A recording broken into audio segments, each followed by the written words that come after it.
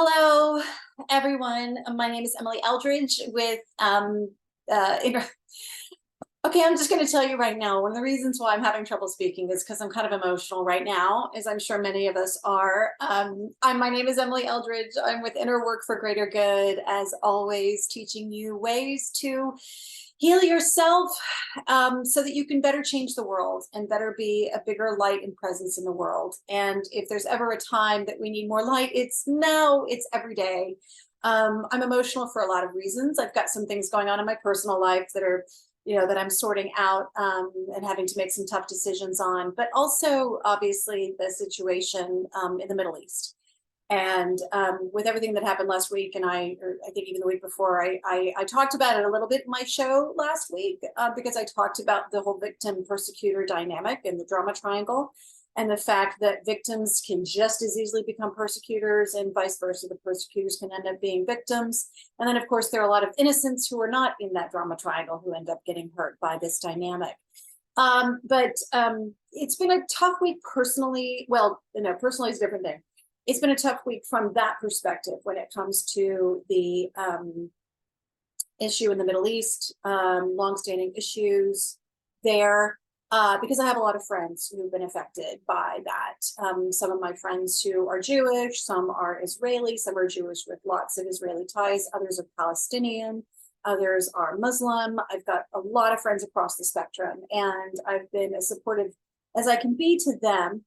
And went to an event the other night, actually, in which I sat next to a friend who's an Israeli woman, and she was vibrating with pain and trauma and vicarious trauma also from helping so many people.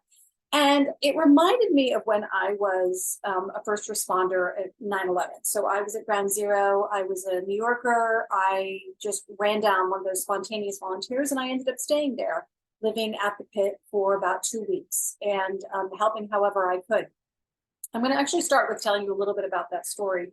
But basically what happened was in that moment, when it happened, I just knew I was going. Like, it wasn't emotional, it wasn't reactive, it was just a knowing. I am going down there, I'm going to go help. And I didn't even know what I was going to do, I didn't know how, but I just knew that I was going. Whereas everybody else, of course, was running away and trying to find safety. I knew that I had to be at Ground Zero in that moment. And so I was there, and as it turns out, I went down to help with supplies and the sort of running supplies. And to be honest with you, I was not very good at it. I mean, that's sort of what was happening because we were getting so many donations, just flooded with things, even to the point where we were like, we don't need this. Please stop sending this. But, the whole world wants to help, and they don't know what they can do. And so people just rush in to try to support however they can. Even if it's like overkill or even if it's not helpful. Not that that's, everyone's always good and well-intended, of course. But the point being that I ended up being down there. I wasn't very good at running the supplies. I'm just not great at logistics. It's just not a thing. I can do it in some circumstances. I was fabulous planning my own wedding, planning trips. I'm great, but other stuff, not so great. But the point being that when I was down there, I knew that I had to be there, and there were a lot of people down there, and people were very traumatized by, there were people who come in from all over the world, and were down at the pit pulling bodies out of the rubble, and they were traumatized.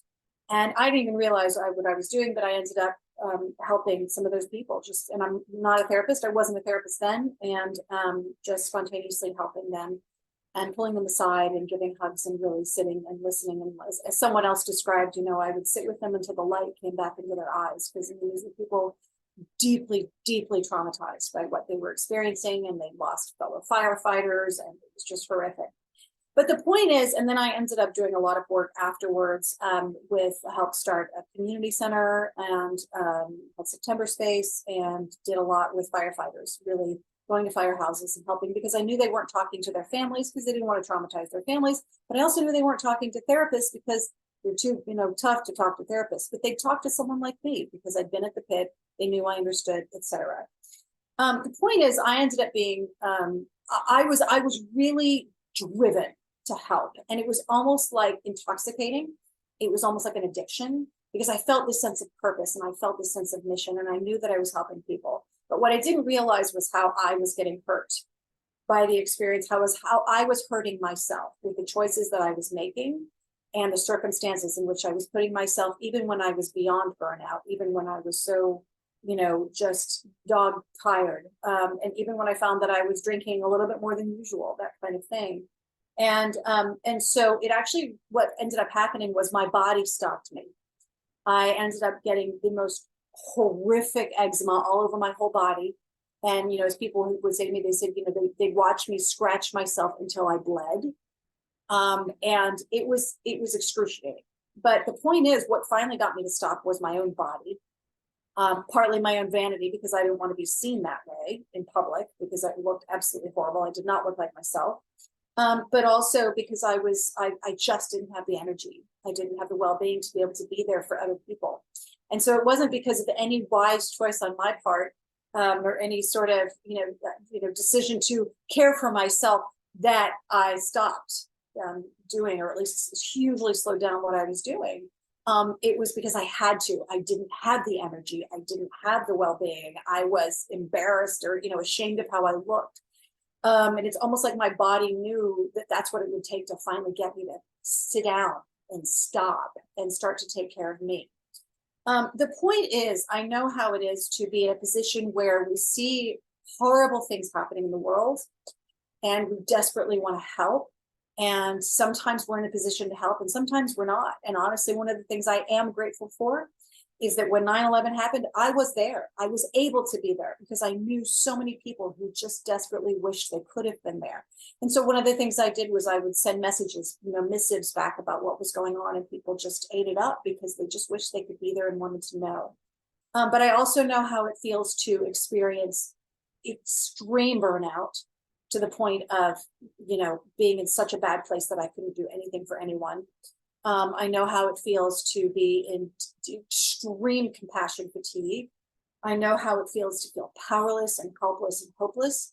I know how it feels to be around grief. I know how it feels to be around destruction and devastation at the hands of terrorism. I know what that's like. I'm not saying I know what it's like for everybody who's ever been in every situation like that, but I do know what that's like. And I also know what it's like to be a healer type in that situation, just desperately wishing that you could help others.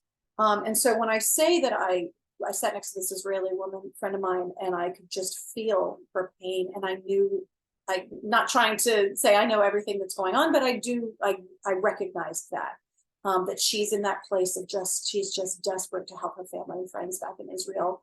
And she's already had a family member have to go back, and she doesn't have any family here. So I've chosen to stick close to her as a friend. But it also really made me think about this question of what's mine to do. And I think that's a really important question for us to ask ourselves. Because in situations, we so desperately want to do everything we possibly can. And some of us will crawl into a fetal position. Some of us will doom scroll. Some of us will, volunteer. Some of us will send money. Some of us will send supplies. Some of us will rage on social media.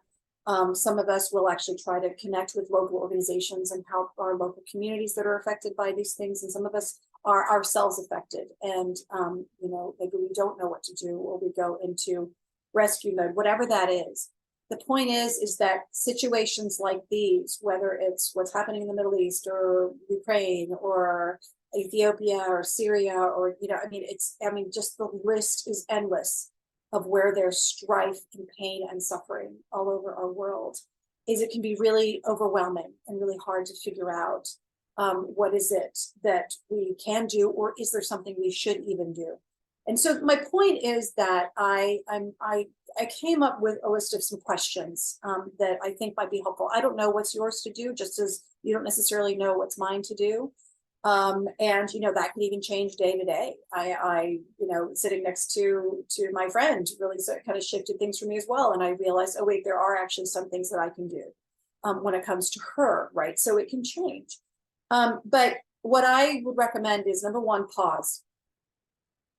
Pause. My mother says something, when something happens, pause. And obviously, if you're in the middle of danger, don't pause, get to safety. But my mom, my mom actually, she ended up, she's a therapist, a psychotherapist, and she said that, she loves this word pause so much and the action of pausing so much. She actually got a necklace made that just says pause. And she would even touch it and, when she was working with her clients. So pause, build in that pause, reflect, stop and reflect, stop and feel if you need to. Stop and tune in to how you're feeling, or tune in to what feels right for you in this moment, or tune in. Because the immediate reaction that often we have is we want to do something, whether good or bad, positive or negative, we want to do something. But doing may not be the best choice right off the bat. Maybe the best choice is to stop and strategize. Maybe you're not feeling an emotional reaction, but you're like, I have connections, or I can do certain things or whatever. And then you're like, I'm going to strategize. But first, pause. Second, it's funny, I actually wrote these in a different order, but I'm going to say this one. The second is ask yourself, how can I take care of me? How do I need to take care of me? And here's why this is really important. Because for the reasons that I described, is that when we jump immediately into trying to save other people, we can forget ourselves. And so we need to think first and foremost, what do we need to stay healthy? It's the classic oxygen mask thing, where it's like, put on your oxygen mask before you put on the child's or the old person's next to you, or the disabled person's next to you. Put on your own oxygen mask first. Because what's going to happen is you're going to at least remember, here's what I need to stay healthy. And then from that place, you're going to be able to respond better to the situation or to whatever comes your way, rather than react, rather than being reactive. You're going to be more thoughtful and responsive because you'll be in a better place. Also, if possibly or when you end up falling into that space of like, I've got to help, I've got to take it, but you haven't actually checked in, then you're going to get into burnout. You're going to fall apart. You're going to get sick. You're going to end up lashing out at other people. You're going to hurt yourself. You're going to hurt others. And it's not good. And so it's always really important to be really tuned into yourself and what you need. And for example, if you're an affected person, so for example, maybe you're Jewish or Muslim, maybe you're Israeli, you're Palestinian or whatever, that you might be affected emotionally by this. And you might have an impulse to want to change or do something, but maybe you're just not ready to. Maybe you just emotionally and physically can't. Maybe you do need to curl up in a ball. Maybe you do need to just binge on the news, or whatever that is. And that's what a lot of people were doing after 9/11. And I remember at the time that I felt kind of critical of people who did that, or not about critical, but I just didn't relate to that because I was like, well, I'm just going to go help. I'm not going to just sit and watch TV. But that's what some people needed to do. And here's what also happened with that. It meant that maybe at that time they're curled up in front of the TV, unable to do anything. But 2 or 3 months later, when I'm burned out and when the rest of us who have jumped in are burned out, then those people who've been curled up in front of the TV were like, okay, now I'm ready to help. And then they could spell us and they could help take care of us. So, or I'm sorry, continue the effort because we were burned out. So that's really important to really tune into what feels right for you. What do you need? All right. And what might you need when you choose to take certain actions? What are you going to need to take care of yourself? Because it does no good to anyone if you are falling apart. We cannot help the people who are in pain if we are ourselves. We can't most effectively help them if we ourselves are in pain. So that's the second thing. So pause, ask, how can I take care of me? What do I need? Third, if you choose to act, or when you choose to act, there are a few key questions that I think they're important to ask yourself. One is, what can I control? Because there's a lot in every situation, whether it's, the Middle East or in Africa or in China, Asia, anywhere in the world, in the United States, in North America, South America, everywhere. Should I just name every continent here? But there are things that we can control and there are things we just cannot control. And a lot of the trauma that we can often feel is that powerlessness, the powerlessness to do something because we just don't have control. But at the same time, one of the antidotes to that trauma is to just say, wait a minute, I can't control that. That's just the reality. So it's not for me to shame myself or just live in horrific frustration that I can't control it. you can't control it. There are just some things you just can't single-handedly control. And so ask yourself that, because that can then lead to the next couple of questions, to know what can you control and what can't you control, and be really realistic about that. Then the second thing that I would say that comes after that is, how can I best be of service to others? So the way I described with 9/11 and how, I was down there, and originally I was there doing supplies, and I'm terrible at that. I was just terrible at it. Just don't put me in charge of that. I don't, I got a great brain here, but for some reason, I think it's also because I just felt myself being called to other work. And actually, one of the reasons why I was not very good at delivering some of the supplies is because I'd see someone in pain along the way, and then I'd want to stop and talk to them, and then the supplies would never get there. So, to my credit, it's because I was actually just feeling called to help in a different way. And then I ended up helping someone along the way, even if, the boots didn't get to the other side of the pit. But the point is how can I best serve others? What can I uniquely do that can be of service? And for some people, it could be, I can, work in a soup kitchen somewhere. I can, or helping, people who've been affected by the crisis. I can, do logistics overseas. Maybe I work with a nonprofit and they need help, and they're bringing supplies in, or they're bringing resources in. Maybe you're a mental health professional and you can help people locally who are traumatized, which, by the way, is something my mother did. She was living in Dallas at 9/11. And, all the planes were grounded. She couldn't come to New York, but she helped the Red Cross there. They had a mental health unit. And so she volunteered her time as a professional therapist to help down there, because people were traumatized everywhere, feeling that trauma. And so how can I uniquely best serve others? For some people, it might just be, I really don't have the skills, but I have the money. Okay, give money. It could be, I don't have the money, but I can help my neighbor who's having a hard time. I can escort them places. That's one of the things that my Israeli friend said that she felt because of all the anti-Semitism. Yes, even a huge amount of anti-Semitism here in New York City. And she felt she's scared. And so I said, I will escort you. You just let me know. That kind of thing. So how can I best serve others? And so for me, I've also said, I'm not great. I don't run a nonprofit. I don't do this, but I can be of support. I can listen to people and I can help them process their pain. That is something I do naturally. It's something that I'm good at, and that's how I can serve. So ask yourself, this next question is, the third question is, how can I best serve others? How can I uniquely best serve others? The fourth one, though, and this one just came up the other night, which was really interesting to me, because it just helped me recognize that in certain situations, I have a certain boundary. And the question, it's a double question, actually. Number 4 is, what will I do and what won't I do? So what will I do and what won't I do?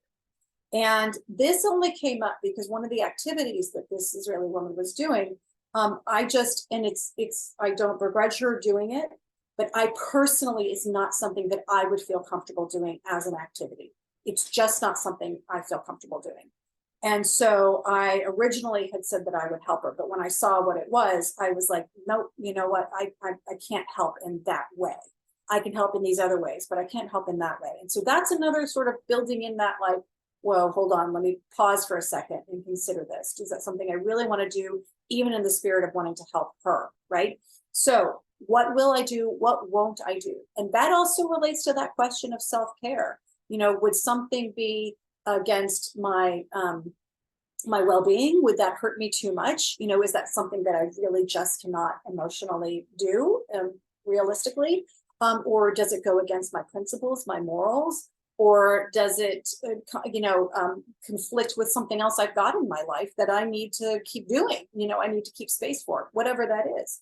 So that's another question. And then this is a final question, and it's that has to do with that I actually personally think should be built into that pause. But I also understand that sometimes it can't be built into that first pause. But that question is, what's being triggered in me?